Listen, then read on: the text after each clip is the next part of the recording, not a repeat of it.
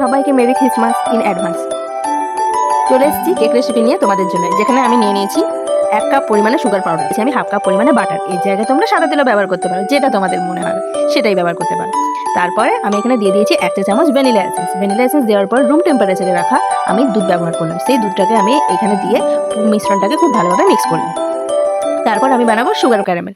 যে কাপের পরিমাণে আমি চিনি গুঁড়ো নিয়েছিলাম সেই কাপের পরিমাণেই কিন্তু আমি এখানে 1/2 কাপ পরিমাণে চিনি নিয়ে নিয়েছি। চিনিটাকে পুরোপুরি মেল্ট হতে দেবো। দেখো কিছুক্ষণ পরে অলরেডি এটা মেল্ট হয়েও গেছে। যখন পুরোপুরি মেল্ট হয়ে যাবে তারপর দেখবে এই সুগার ক্যারামেলটা থেকে একটু ফেনা ফেনা মতন ভাব আসবে। দেখো এই যে যখন এই ব্যাপারটা আসবে তখন তোমরা ঢেলে দেবে এখানে যে কাপের পরিমাণে তোমরা চিনি নিয়েছিলে সেই কাপেরই পুরো কাপের একটু কম জল। জলটা ব্যবহার করে আমি স্প্যাচুলার মাধ্যমে এটা মিক্স করে নিয়েছি। মিক্স করার পর আমি এখানে একটা বাটিতে রেখে ওটাকে পুরোপুরি ঠান্ডা হওয়ার জন্য রেখে দেবো। তারপর আমি চলে যাব যেখানে ব্যাটার রেডি করেছিলাম সেখানে আমি যে পরিমাণে আমি চিনি গুঁড়ো নিয়েছিলাম যে কাপের পরিমাণে সেই কাপেরই একই মাপে আমি নিয়ে নিয়েছি 2 কাপ পরিমাণে ময়দা। তারপরে ময়দা ব্যবহার করার পর আমি যে সুগার ক্যারামেলটা ব্যবহার করেছি ঠান্ডা হবার পর আমি একটু একটু করে এখানে দিয়ে মিক্স করব। তারপরে দেখো এখানে আমি কিছু ড্রাই ফ্রুটস ব্যবহার করছি, যেখানে আছে মোরব্বা, কাজু, কিশমিশ, টুটি ফুটি। তোমাদের পছন্দ মতো যা খুশি ড্রাই ফ্রুটস তোমরা ব্যবহার করতে পারো।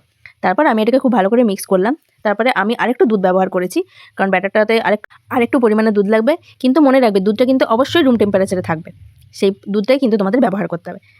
তারপর আমি বাকি যে সুগার ক্যারামেলটা ছিল সেটা ব্যবহার করে 1 চা চামচ বেকিং পাউডার দিয়ে দিয়েছি। তারপর আমি এটাকে খুব ভালোভাবে মিক্স করে নিলাম। তারপরে আমি দিয়ে দিয়েছি এখানে 1/2 চামচ পরিমাণে বেকিং সোডা। আর অন্যদিকে কিন্তু আমি একটা অ্যালুমিনিয়ামের পাত্র আমি প্রিহিট করার জন্য 15 মিনিট গ্যাসে অলরেডি বসিয়ে দিয়েছি। তারপরে সব কিছু দিয়ে দেওয়ার পর আমি তারপরে ব্যাটারটাকে খুব ভালোভাবে মিক্স করলাম। দেখো আমি খুব ভালোভাবে কিন্তু মিক্স করে নিয়েছি, কিন্তু ব্যাটারটা এমনভাবে তৈরি হবে যেন দেখে মনে হবে যে একটা রিবন।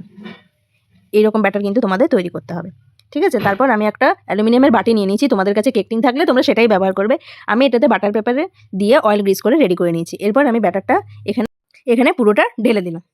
তারপরে ব্যাটারটা পুরোপুরি ঢেলে দেওয়ার পর আমি এই পাত্রটাকে অ্যাডজাস্ট করে নিলাম, যাতে ব্যাটারটা সব জায়গায় সমানভাবে অ্যাডজাস্ট হয়ে যায়।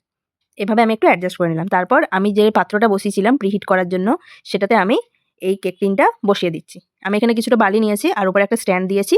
তারপর আমি এটা বসিয়ে দিলাম, দেখতেই পাচ্ছ তোমরা। তারপরে এটা রেখে দেওয়ার পর আমি গ্যাসের ফ্লেমটা একদম লো করে ঢাকনা চাপা দিয়ে আমি এটাকে বেক করার জন্য রেখে দিলাম। তারপর 20 মিনিট পর আমি খুলে বাকি যে আমার ড্রাই ফ্রুটসগুলো ছিল সেগুলো আমি উপরে গার্নিশিংয়ের জন্য ব্যবহার করলাম। তারপর দেখো 45 মিনিটস পর কিন্তু আমার কেক একদম পুরোপুরি রেডি হয়ে গেছে। দেখো তোমাদের সামনে আছে। কেমন লাগলো তোমাদের অবশ্যই জানিও। বা